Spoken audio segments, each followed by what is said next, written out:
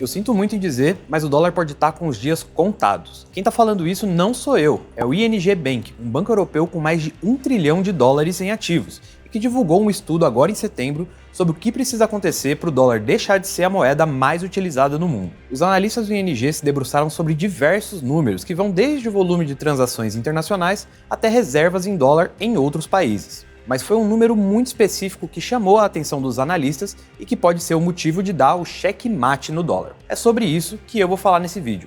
Mas antes, se inscreva no nosso canal, assim você recebe alerta sempre que a gente publicar um novo conteúdo relevante para o seu bolso. Já fez isso? Então vamos lá!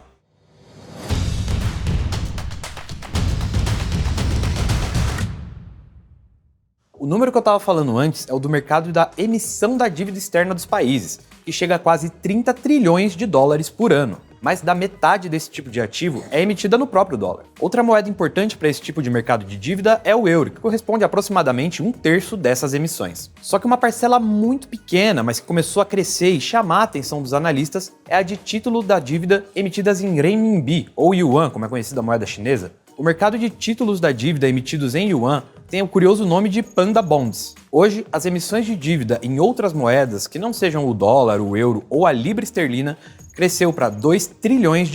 Quem impulsionou a emissão de títulos em outras moedas foi justamente a China. Isso porque a participação do yuan no grupo de outras moedas saiu de valores inexpressivos desde os anos 2000 para aproximadamente US$ 200 bilhões em 2023. Mas os Panda Bonds ainda são filhotes, vamos dizer assim. Apesar do crescimento desse tipo de título em yuan, eles ainda são ativos de baixa liquidez, ou seja, é relativamente difícil negociar eles no mercado.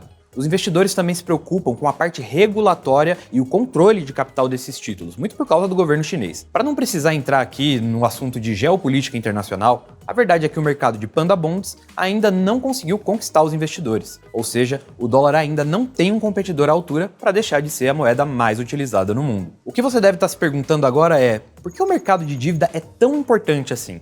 Bom, essa troca de posto da principal moeda já aconteceu antes com a libra esterlina sendo substituída pelo dólar. Um estudo de 2012 do Banco Central Europeu mostrou que a libra era a moeda mais utilizada na emissão de títulos da dívida antes da Segunda Guerra Mundial. Mas em 1945, o dólar passou a ser usado para emitir esses títulos da dívida, além de ser usado para o comércio internacional e como reserva nos bancos centrais.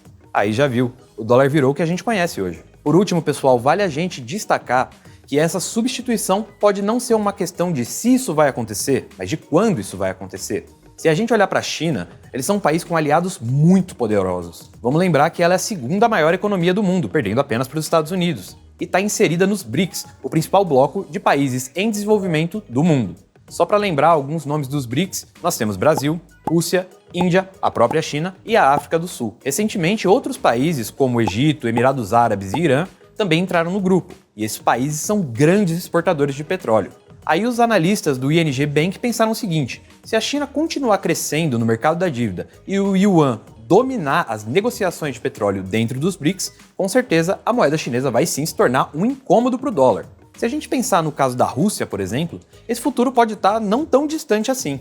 Vamos lembrar que a Rússia foi excluída parcialmente do sistema de pagamentos internacionais, o SWIFT, por causa da guerra da Ucrânia. Mas como a Rússia e a China são países com interesses econômicos muito próximos, as negociações entre eles continuaram, em yuan. Ou seja, a Rússia é um dos maiores produtores de petróleo do planeta, já está negociando em yuan. A gente não pode esquecer também que existem outras iniciativas internacionais para tentar substituir o dólar, como por exemplo, as moedas digitais de bancos centrais, ou CBDCs, que a gente chama popularmente aqui no Brasil de criptomoeda de banco central. Elas são uma forma mais barata e segura de enviar dinheiro para o exterior, mas elas ainda não são usadas no comércio entre países e ainda tem uma escala muito pequena se a gente comparar com outras moedas. Mas é uma coisa pra gente ficar de olho. E aí, o que você acha? O dólar vai perder a majestade pra moeda chinesa ou pra qualquer outra moeda? Comenta aqui embaixo.